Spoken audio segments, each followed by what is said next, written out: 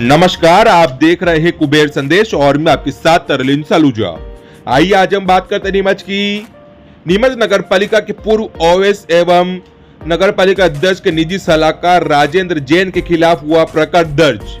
आपको बता दें कि 18 मार्च को नगर पालिका के पूर्व ओएस एवं वर्तमान नपाध्यक्ष के निजी सलाहकार राजेंद्र जैन नगर पालिका में कर्मचारियों को कुर्सी पर बैठकर फाइन खंगाल रहे थे। वहीं मौके पर जब नपा सीएमओ पहुंचे तो वो उनसे बदतमीजी करते हुए पाए गए, उनको अपशब्द कहा, जान से मारने की धमकी तक दी।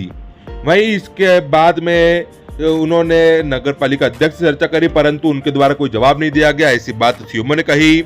वहीं आप देख सकते हैं कि पूर्व की जो वीडियो है उसके अंदर 21 दिसंबर 2022 को पूर्व OS Rajendra Jain computer operator के पास लगी कुर्सी पर बैठकर कर्मचारी से कंप्यूटर में काम करवाते हुए पाए गए थे, जिस पर कांग्रेस पार्षदों ने विरोध जताते हुए सीएमओ गरिमा पाटीदार से बातचीत करी थी, जिस पर सीएमओ गरिमा पाटीदार ने कहा था कि ऐसी गतिविधियां नगर पालिका में नहीं करी जाएगी, उन पर कार्रवाई करी जाएगी।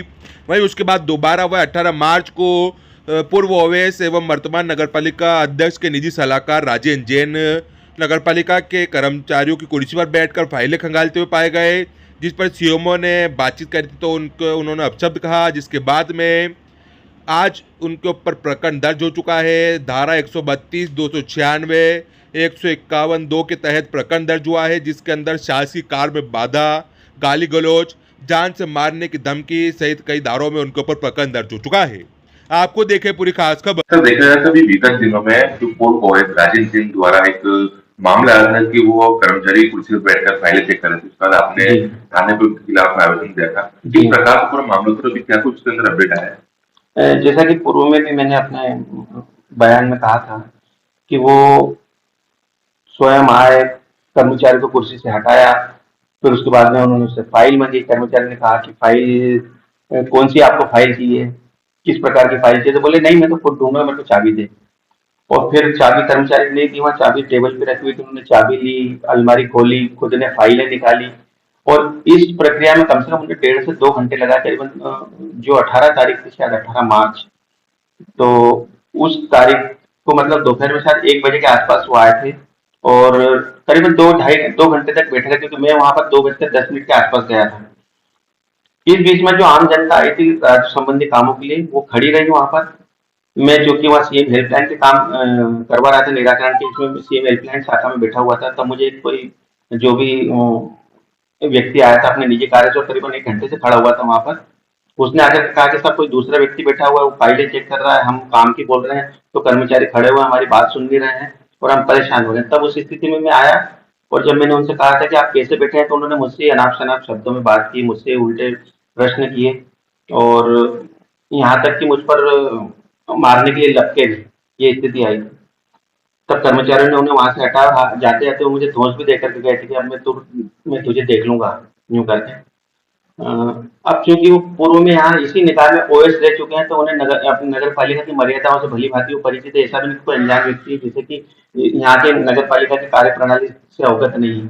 उनको खुद को इस मान मर्यादा का ध्यान रखना चाहिए था। उल्टे वो जिस तरह से उन्होंने अपशब्द कहे थे, उसके एवज में फिर मैंने स्थानीय पुलिस स्टेशन में उसकी रिपोर्ट दर्ज करवाई, माननीय एसपी महोदय को भी आवेदन दिया था, माननीय कलेक्टर महोदय को भी आवेदन दिया था और उसी तारतम्य में आवश्यक जांच उपरांत पुलिस विभाग द्वारा मेरी शिकायत में सत्यता पाई गई और उनके खिलाफ एफआईआर दर्ज करी गई है।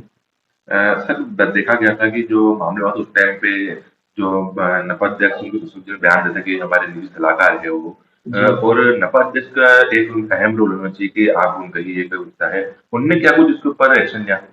जी, उन्होंने आज की तारीख तक तो कोई एक्शन नहीं लिया। जी।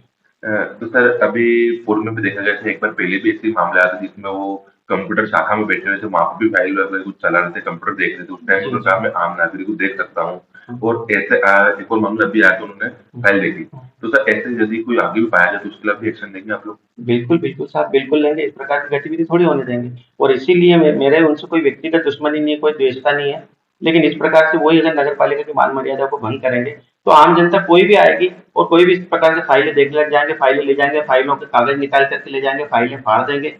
तो ये अच्छा संदेश थोड़ी जाता है कि मैं उनके खिलाफ कार्रवाई नहीं करता। और उसी कारण से मुझे करना पड़ा, क्योंकि यह केवल नगर पालिका ही नहीं, अन्य शासकीय विभागों में भी इस प्रकार की गतिविधियां हो सकती है। धन्यवाद। सर, ये अभी नगर पालिका के अंदर जो सीओ है उनके ऊपर तरह के प्रकरण का मामला सामने आ सकता है, या फिर पूरा मामला सर किस प्रकार का सर आरोपी को किस प्रकरण दर्ज हुआ है? ये 18/3 को एक आवेदन दिया गया था नगर पालिका में। कार्रवाई के दौरान सीएमओ साहब ने आवेदन दिया है कि कोई राजेंद्र जैन है जिनके द्वारा अभद्रता की गई है, और एक वीडियो भी वायरल हुआ था। इसमें जांच पर से आज अपराध दर्ज किया गया है। इसमें आरोपी राजेंद्र जैन है और इसमें 132, 296, 351 BNS के तहत अपराध दर्ज किया गया। अभी विवेचना की जा रही है, साक्ष्य में जो भी आएगा उसके अनुसार अग्रिम कार्रवाई की जाएगी। सर, इस धाराओं में कौन कौन सा प्रकरण रहता है और किन किन चीजों के ऊपर है? शासकीय कार्य में बाधा डालना, गाली गलौज और जान से मारने की धमकी।